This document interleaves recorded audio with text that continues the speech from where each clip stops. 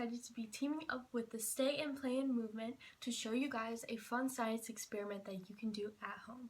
I hope everyone is having a good Easter and is having a fun time staying at home and just creating things and doing fun stuff that you didn't have time to do before.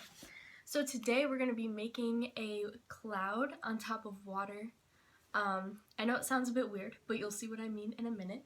So what you'll need is food coloring and a cup of water, and I would say get a glass one so that you can see the colors go down. And then also the shaving cream went all the way over here, so like, hold up.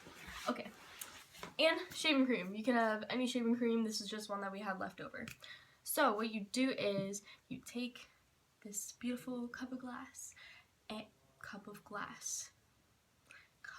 water, and then you take the shaving cream and put it on top. There's not that much left, so just don't mind it.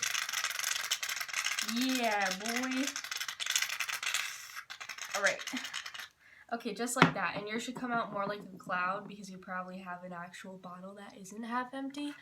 Alright, and then you take any color you want, and I'm going to do blue and blue.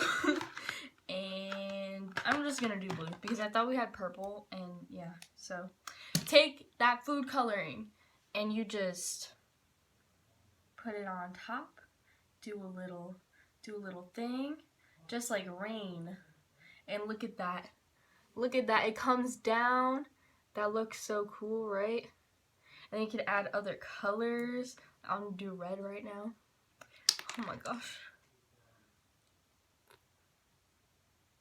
And then they'll drop down and come through the clouds. Yeah. I love it. Okay. So that's a fun little science experiment to also teach your kid about the water cycle as well. So you can learn something from it, and you could just enjoy the beautiful colors. I keep dropping everything.